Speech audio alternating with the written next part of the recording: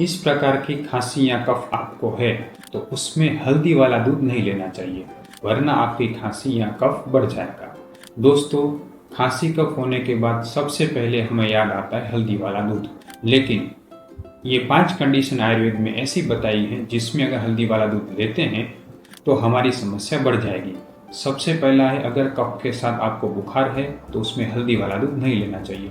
दूसरा, अगर आपको सूखी खांसी है। तीसरा, अगर आपके कफ में ब्लड आ रहा हो तो हल्दी वाला दूध कभी न लें।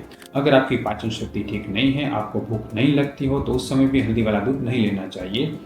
और पांचवा, अगर आपकी पित्त यानी कि बहुत ही ज़्यादा गर्मी की प्रकृति है तो आपको हल्दी वाला दूध का सेवन नहीं करना चाहिए।